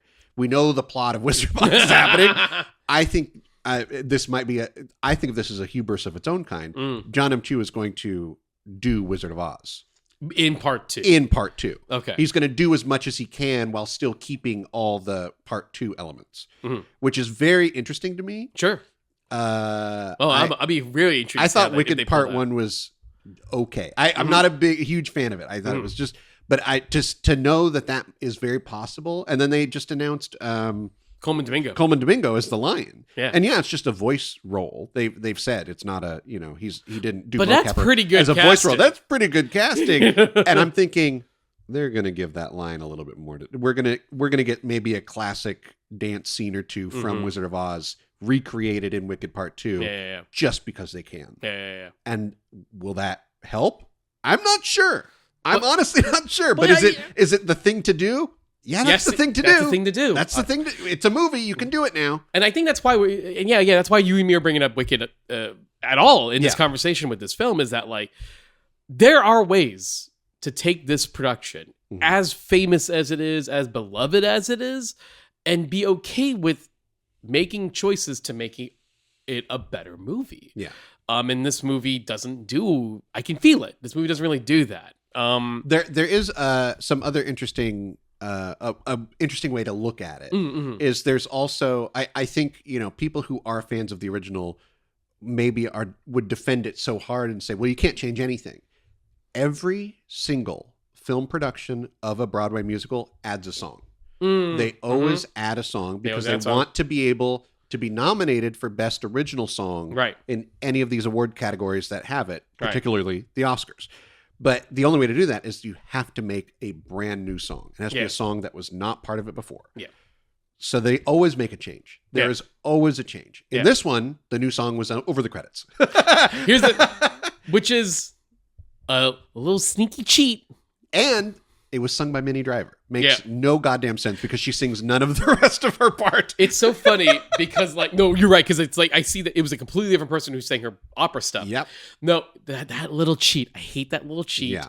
I hate that little idea. The only time I think adding a new song for an Oscars nomination ever worked, Mean Green Mother from Little Shop of Horrors. Oh, okay. That was not in the original production. That was an add-on. But Mean Green Mother is so good, other Broadway versions of Little Shop of Horrors added it on because it makes sense for Audrey should have a big full-on number. Yeah. It's almost silly that they didn't think of that in the production of the show. So the fact that we need to do a song that's original for, and also for Oscar consideration, and someone give Audrey a solo. Audrey to a solo should have one. And it's such a great song. It's weird to think it's not there. Here though, I heard that new song at the credits and I'm like, that's a cheat. It's not in the narrative. I think I read it was going to be the Phantom was going to sing a verse of it or something. Like it was going to be in the film and they just didn't end up using it. It's like I always remember Rent, when the Rent adaptation came out, I think 2005. They did the same move where they had a new song for the Oscars for the Oscar consideration, but it was also in the credits. And the new song, to be fair, was written by Jonathan Larson. So it was a song he wrote. And it was in a song that he was considering to put in Rent, but he never did. And they had the cast sing it.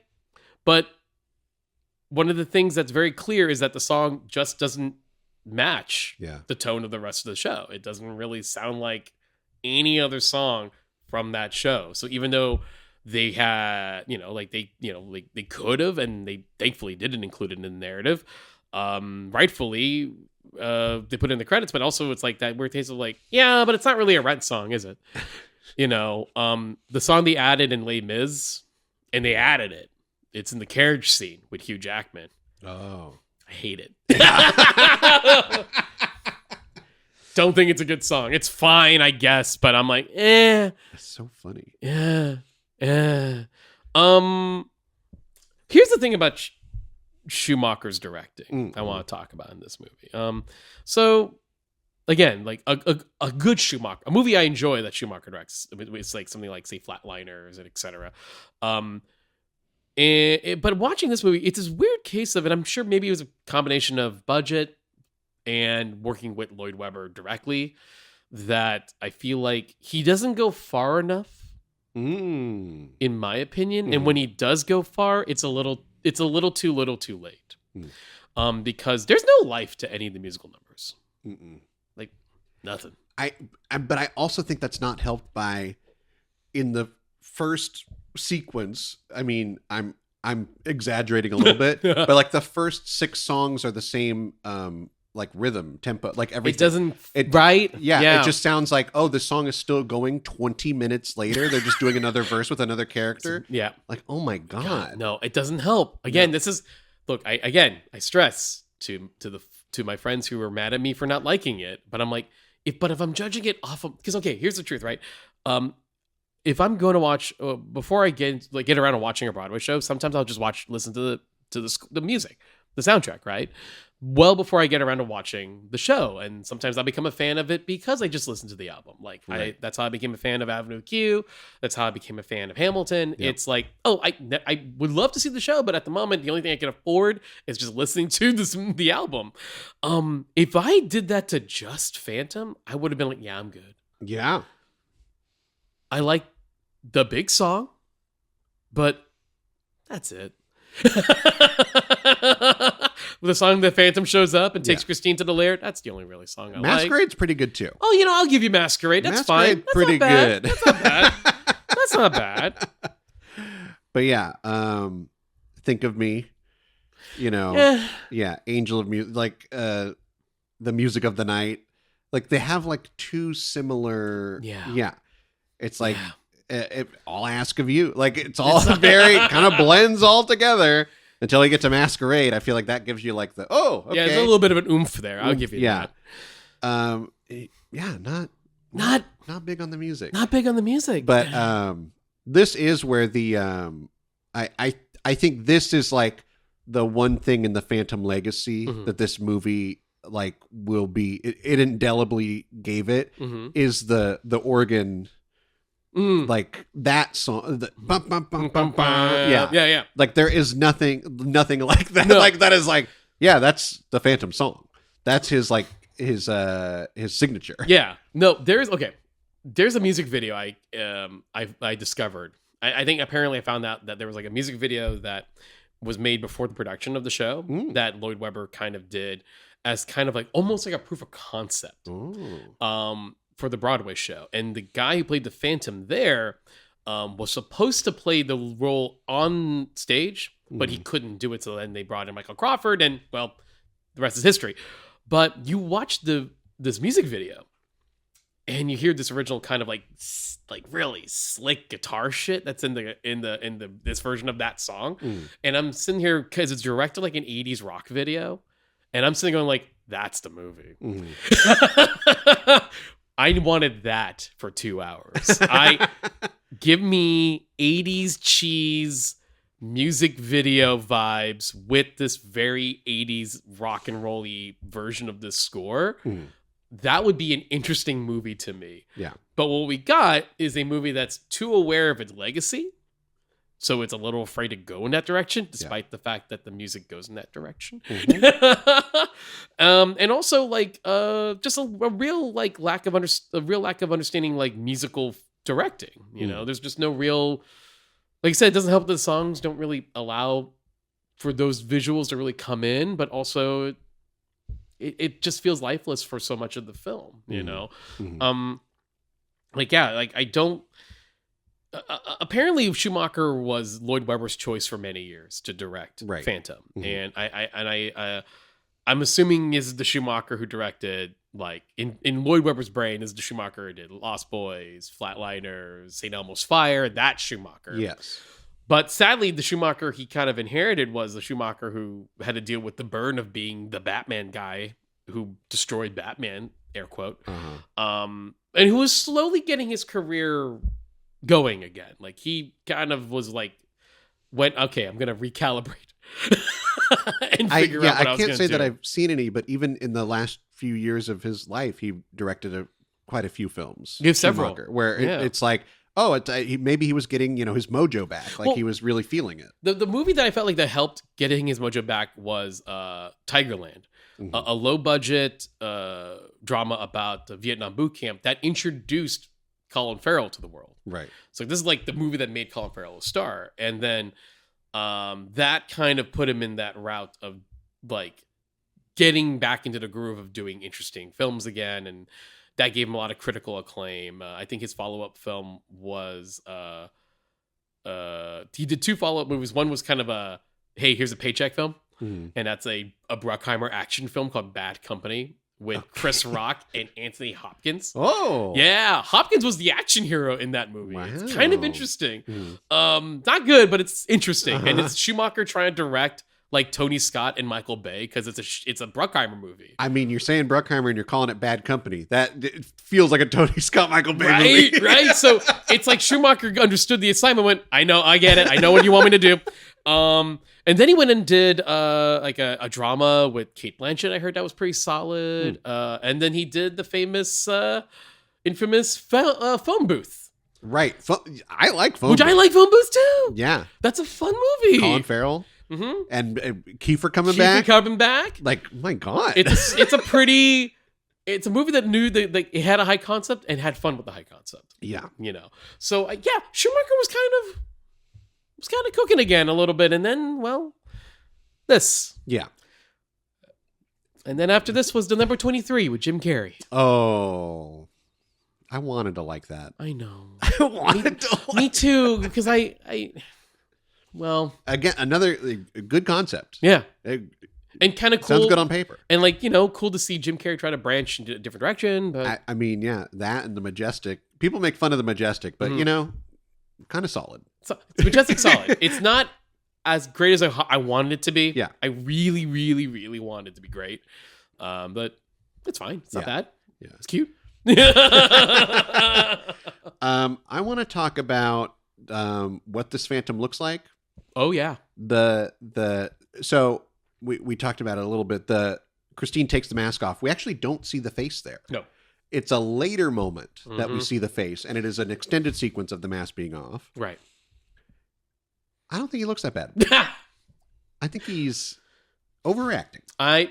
Which to be fair, Eric is an overactor. Yeah. But I'm with you. Mhm. So let's look at these 3 iterations, including the irony. The first one is we're not even covering that movie, Mhm. but because I've talked about the fact that it's so famous, I have to include it in the conversation. Well, and I think you have to include it too because this movie references it. That's true. The because there's stage manager says there's- he has no a hole hole. where his nose should Yes. be. Like he is talking about the Lon Chaney Phantom. yes. This is the opposite of in the 43 version where it's like, oh, he has a long nose and a red beard. No. Just silliness. Right. This is like, no. Lloyd Webber and everyone in this movie was like, we have to reference the original, but we're gonna do our own little thing. Yeah. So please. So, Lon Chaney, infamous, almost no nose, like horrific, Like great a make- sunken skull, Sunken skull. truly like horrific. Yes. Yeah. Then comes scarred, two-faced looking Claude Rains. Yes. In the 1943. I have to imagine that you have nailed that on the head. That did inspire Two-Face. I mean, a guy gets acid thrown on his face and it only affects half of it. I mean, come on. Come on. But there's still like obvious kind of, damage there. Mhm. Then you get to Gerard Butler, and I feel like that is even less, because let's be fair, it's not scary in this case, because this is the original origin. He kind of was born to look like this. Yeah. So I guess best is to say, deformities maybe, Mhm. but his look looks less than Claude Rains. Yeah. Like, it actually, depending on the lighting, it doesn't even look that bad. In certain lighting, I was like, what are they doing here? I couldn't even tell what Right. the makeup was supposed to represent. Like, there was one shot of him when he's looking at the monkey. Mhm. Sorry. I love a bizarre sentence like that. And yes, you in the moment you recognized, what the hell am I saying? There's a moment where Gerard Butler looks at the monkey. Wait. He's like, wait a second, Well, what? I gotta take a step back and realize. All right, I said that. Yeah. And the lighting is not as bright there, so the red kind of area around his eye is more pronounced. Yeah. But then before that, when the big reveal comes, it doesn't look that bad. No. Like, I think I've heard of, like, yeah, someone made a joke about it, like going like, it just looks like he ate bad shellfish. He's a little swollen. It's a little yeah. rash. Uh-huh. Like it looks like he just got like some pink eye, you know? It's like, you're fine. Put some ointment or something. Like I said, I think this is the most vain Phantom. Yeah. But to take it back, so they do show at one point the kind of his origin. Mm-hmm. And he was saved from a traveling circus where he was billed as the devil's child. Yeah. Which to me, I'm thinking that's got to be some extreme, crazy look that this kid is going to have. Yeah. And when we see the child actor version of Eric, Mm-hmm. yeah, it's the same kind of like it's just a little bit around his eye and his cheek. Yeah. A redness, puffiness. Mm-hmm. Not really, but I'm of two minds. Where I'm like, well, this makes sense that the circus would be blowing this out of proportion. Yeah. Because circuses do that. Yeah. That's what they do. That's their whole thing. Yeah. They're like, look at the devil's child. And it's like a guy with a pimple. Okay? Great. But then in the film, we are meant to believe that everyone does react to him as if he is the devil's child. Right. Which to me would be like he's fully red, has horns and a tail. You know, like the most extreme. Yeah. So then we actually see Madame Geary, who is the ballet teacher or something at the Is opera. that Miranda Richardson's character? Yes. Yeah, she saves him and hides him in the opera house, in the sewer. Yeah. So she knew all along Right. that he was there and that he's doing this and that he was essentially like an innocent who was being exploited. Mm-hmm. But then he becomes, I guess, deranged. I don't know how you want to say it, but he becomes obsessed with Christine. He becomes who he is down there, and she just keeps his secret. She keeps the secret of the Phantom. But yeah, I think even before the mask is removed, like he's got like perfect hair. He's got great everything. Once the mask is removed, it's almost like it hid that his hair also was like fraying and thinning and like burnt or something. Because once the mask goes off, I was like, wait, what's wrong with his hair now? His hair was fine. The mask didn't cover like the hair. jet black? Yeah. I was like, what happened here? Apparently that was a wig as well. That was so bizarre. Yeah, it's not. Yeah, no, like it seems like everybody is afraid to recreate the real effect of the Lon Chaney shot. And instead of, again, like it's okay for stage production, sure. Yeah. You need enough to just so that the people in the back of the theater can understand there's like a visible like kind of like deformity and different like look on his face that's mask is covering. Fair. Understand. But it's a movie. Again, it's a movie. So you can close up on, get a good detail of like a real just out there look. Yeah. If he's covering that. But like you said, it's just coming off as like it's coming off like Edward Cullen saying, "I'm a monster," and he's glittery. And he's glittery. You know? Well, and I think this was that around the time of Twilight? When did Twilight come out? Maybe a little bit after right that. Before. Yeah. But the idea there is that I think this musical, and this is part of our problem with this musical, is that they want there to be a credible moment where we believe that Christine is in love with the Phantom. Yeah.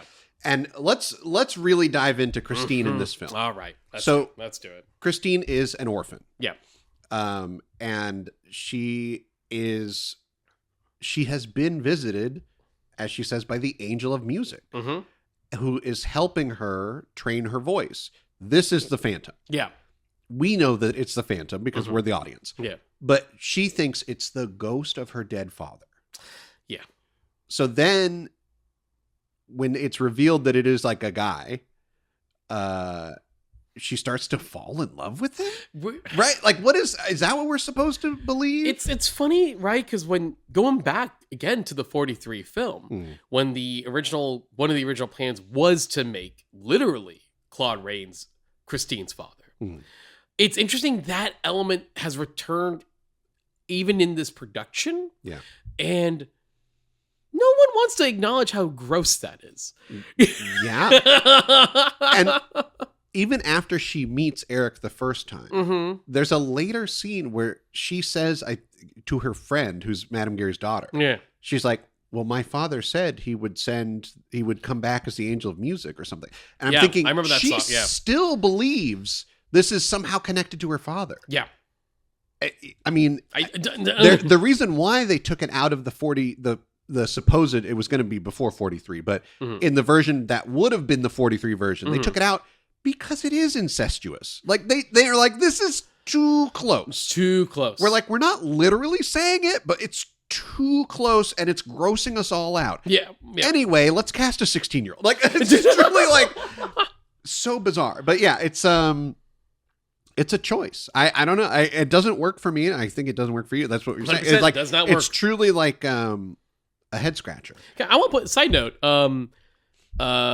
Jennifer Ellison, who plays Madame Gary's daughter, I want to say that's some spot on casting. She does look like she could be related to Miranda Richardson. Yeah, that is one of those where I'm like, oh, that's pretty good. Especially when we talk about the present day stuff. Oh, right. So narrative. The narrative of this movie of the Andrew Lloyd Webber musical. I kind of love this narrative. I'm a sucker for it. We start in 1919. The Paris Opera House is no more. It's a ghost of what it was. Yeah. They're having an auction for everything inside of it. Yeah. And two figures arrive at the auction. Two people in old age makeup. It doesn't look bad. It's actually fairly okay. It's fairly okay. And I think it's helped by the aesthetic choice of filming it in very grainy black and white, almost to imply that it's filmed like on like whatever, like film technology. Yes, which is actually kind of an interesting choice because the scenes in the present or future even are filmed like they're in the past. Correct. But all the events that take place before them are in vibrant color. Which is I'm like, that's cool that's the choice. I applauded that when I thought about it because I realized like, oh, in a weird way, the way that works better, because normally it's the other way around, but the way it works here is that like when you look back on the past, it's a vibrant memory. It's your memory, yeah. Which works in the context of a more sad and depressing present day when you're looking back on that.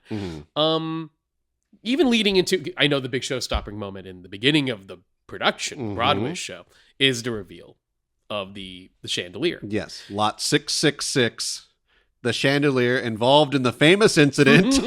Like, I love that whole like dramatic setup. Yeah. And it's like, wait, what are we watching? What's going on here? And then it's like, oh, it comes to life. Yeah. Like, that is so cool because it's like the story isn't, yes, it's about the Phantom, but it's about this place. Yeah. Like, the setting is getting its own big moment to lead into, and now we're like, wait, the chandelier fell? Like, everything about that is like, wait, we're going to see some crazy shit. Like, it's about to go off. I actually thought that was a lot of fun and really cool. The only thing I would have done differently is that's where I would have put the title of the film. Of course. Like, the movie starts with the Phantom of the Opera zoom in and we get into this. And I'm watching this big operatic, intentionally, color, like lush into black and white into color where the flames and the stage turn on and blah, blah, blah. And it's these sweeping shots of the opera house. And I'm going, Joel, this is where you put the title. You put it here. Yeah. This is your title sequence. Yeah. Anyways. But I think it's such a cool narrative premise setup. Yeah. Where, as I was saying, even with what we would expect of a Phantom story is you start in media res. The Phantom has existed for years and we're getting to the point where he's going to reveal himself to Christine. Yeah. Where the 43 version was like, well, what if he did some stuff before he was Phantom? Okay, I guess we're going to see what that looks like. Yeah. This one what I think Andrew Lloyd Webber gets right is to show, okay, here's the aftermath. Here's the destruction. Here's the sadness. Let's go back. Yeah. Let's set the stage, tell the tale. I'm like, Yeah. that's exactly it. Where it's everything, we know something bad happens. Let's go back and then tell it. Right. Yes. Yeah, exactly. And I think if I'll give credit to Schumacher in his choices, this is the stuff I actually like the most. Even the way how the film ends, where we get that intercolor on the thing that's on the grave. Yeah. I won't reveal too much of that. Which I'm like, ooh, that's nice. There again, there's a battle in this film, and I like I said, like there are times when I feel like Schumacher didn't get to push it more than he should have, and there are times I think like he pushed too far near the end. Like I think of the sequence where Eric is destroying the mirrors, and I'm like, right. But then you get this stuff. I'm like, okay, I actually kind of like this stuff. This stuff's not too bad. I think another. I think it's Andrew Lloyd Webber it's his choice here. I actually do like the moment where after Christine kisses the Phantom, it's like he has that moment where he's like, oh, I fucked up. Like he's like, this is never going to work. He's like, I understand why you're choosing. I've pushed you into this corner. And he's like, go. So actually, I really like that moment. So to be fair, that's actually in the original book. Oh, okay. So I've learned that in the original book, like that's kind of like the big character arc for Eric in the book is that he's threatening Christine and all this stuff. It's like the only way he can do it is like if you agree to marry me, and then because even though she clearly doesn't want to, she will take the sacrifice. Right? Okay, and that's when Eric starts to realize, wait, what? Yeah. And that element of him going, oh, no, wait, no, hold on, wait, no, you don't want to. I'm awful. No, I'm awful. Get out of here. Never mind. I'm sorry I did this to you. Please go.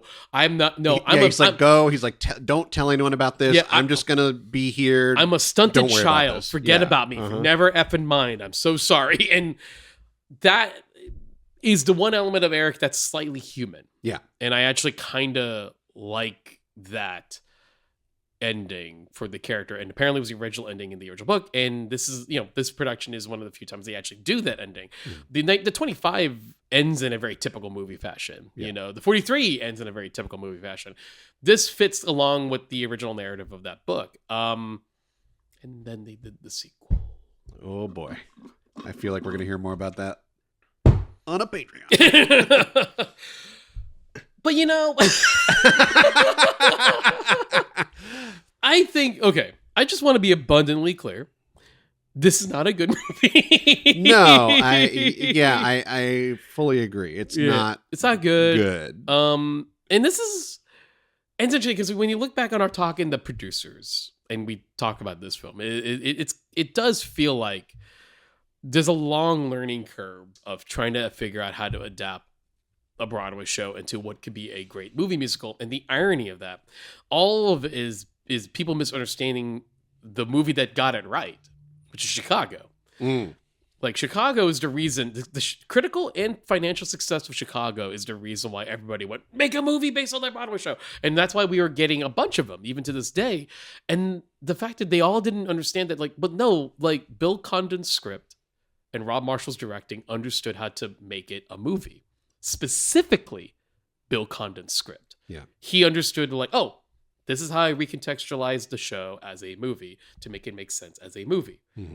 And Rob Marshall took the script, understood how to make it pop as a musical, and delivered it into the film.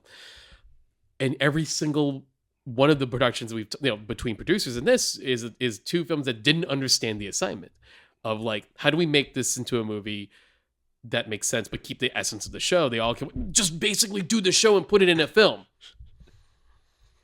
It makes sense. They both came out within a year of each other. I think this is the time when those movie musicals were just the most basic. Let's just get it out there. Right. Yeah. Right. And there's still a long way to go on some of this stuff. I think like you said, you thought Wicked was okay. I enjoyed it fine. But who knows? Maybe part two, when as a whole, Yeah. maybe it'll gel and it'll be one nice cohesive film. I think also, I mean, look at like West Side Story. Oh yeah, That was a famous stage production where the 60s version Mhm. was also got it right. yeah, But true. it also, there's something there where the idea of framing the dancing properly, because that Mhm. was what you sold that show on, was Yes. them doing their elaborate dances. Right. And then what Spielberg understood was like everything. Yeah. Spielberg just, he knows. He found a way to make that story, which was already wonderfully directed already, and went, okay, I know how to make that even more cinematic. Yeah. And, it's Spielberg. Shock of shocks. He pulled it off. Mhm. But yeah. I think that is something of, like you said with John Chu, his Mhm. In the Heights, Yeah. incredibly cinematic. But Yeah. that is like, he knows how to shoot dancing. Yeah. Like, that's just, he look. came up with the step ups. Like, Look, come on. look. Y'all want to deny the man who directed Step Up to the Streets, but he does know this stuff. He knows it. Yeah. Like I feel like this is his bread and butter. He's a musical guy. Mhm. Maybe not G.I. Joe, but I'm not putting that on him. Really? Yeah, the No. second one. Yeah. Anyway. Yeah. But I think we both agree, if Andrew Lloyd Webber makes another Phantom film, it will just be nothing new. Da da da da da. Please rate and review Nothing New, a remake podcast on your podcast app. You can follow us on Instagram and Twitter at NothingNewPod. You can find us on Patreon at patreon.com/nothingnnew. Nothing New, a remake podcast, is part of the Benview Network.